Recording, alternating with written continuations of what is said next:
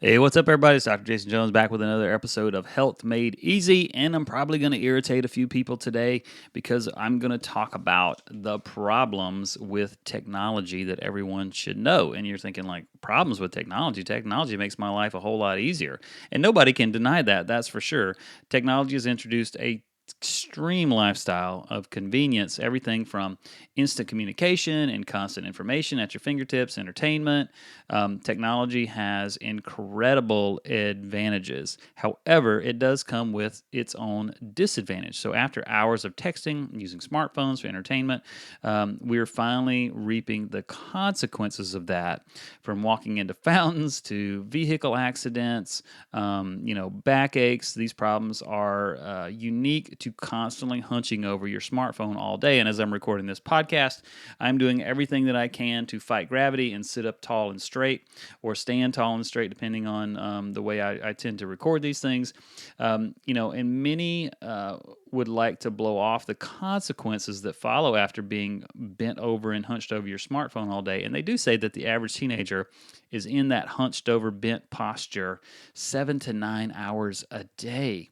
And the dangers are a reality that we are dealing with. So, regardless of how technology has improved our lives in all these unimaginable ways, it does have its problems. And for our children, who spent most of their day hunched over, digital devices are also the most affected. Learning about the potential dangers and problems with will help parents take proper steps to protect their children.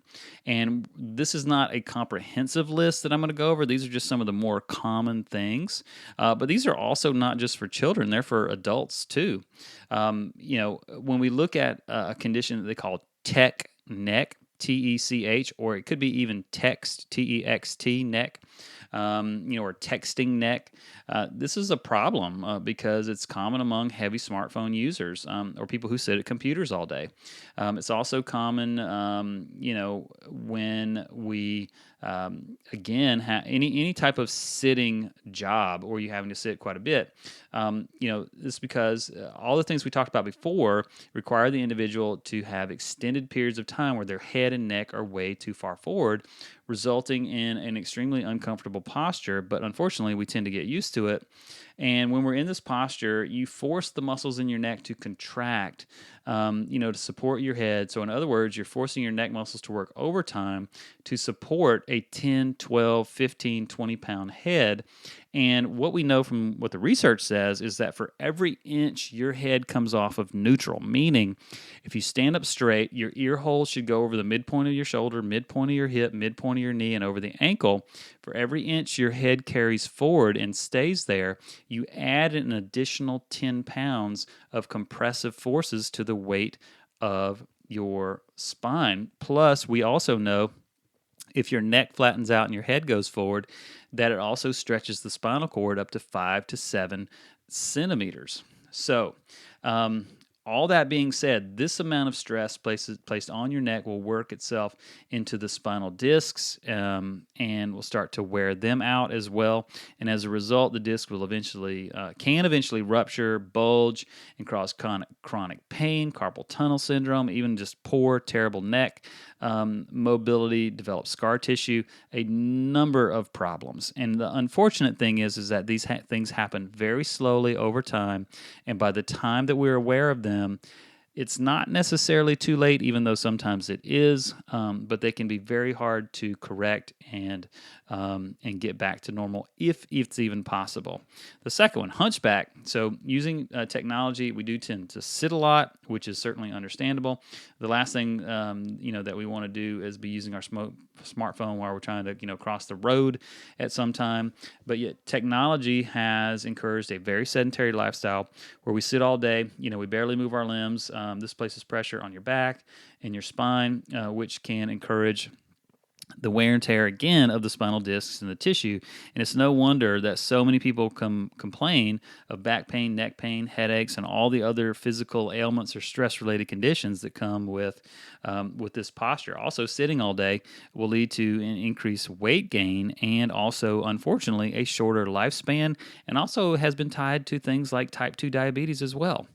Another one is dry eyes. So if you have been overusing your smartphone or laptop, your body is bound to be affected, and our bodies will always let us know when something is wrong. Unfortunately, those warning signals come way late after it's already been developing for probably weeks, months, or even years most of the time. But when your body does start talking to you, finally, you should listen to it because it is a warning sign and it is an indicator that things have been there a long time. So when you're sitting in front of the computer, we tend to blink fewer times than we should. This can cause our eyes to dry out, become red, and even itchy. Lubricating our eyes with frequent breaks from the screen or frequent blinking can be very helpful. And the last one, and I would say potentially, the literature is mounting all of the time. It's not a finished product, but will be most likely very soon. But because technology is changing so much, the exposures to EMF, or electromagnetic frequencies, some people call it electromagnetic radiation, is a problem. This is a danger of technology because it cannot be ignored. The exposure to electrical and magnetic fields are real. We are exposed to EMS by simply, using appliances like microwaves, computers, and smartphones. And today we use our phones or computers almost every single minute of the day. This means our exposure to electric and magnetic fields is higher than it used to be even a couple of years ago, according to numerous studies that have been conducted. There's even a possible link to EMFs and cancer. There's studies done that show the amount of these frequencies and how deep they go into the brain when we have our phones up next to our head. And if you read through the literature that comes with your phone, which nobody does, by the way, it will tell you, especially an iPhone, will tell you, hold the phone at least an inch from your head because of those or those electromagnetic frequencies. So if you notice your ability to concentrate has dwindled, or you're experiencing things like headaches, try to take frequent breaks from your computer or your phone. Other symptoms to look out for are things like dizziness, anxiety, depression, restlessness, fatigue, sleep disturbances, just to name a few. Turning off the blue light on your phone, or maybe not using your phone within an hour or so of bed can help you actually sleep better.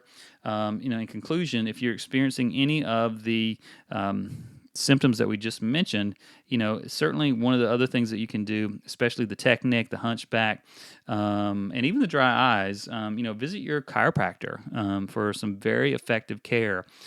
Because we're not going to get away from using these things. We're going to use them probably more and more and more. But what that does mean is that if you want to keep yourself well and you want to keep yourself healthy, you're going to have to do things that you've never done before, and that may be seeing your chiropractor on a regular basis. So this is Dr. Jason Jones signing out. This has been a great series on helping children, but again, these principles for every single person out there.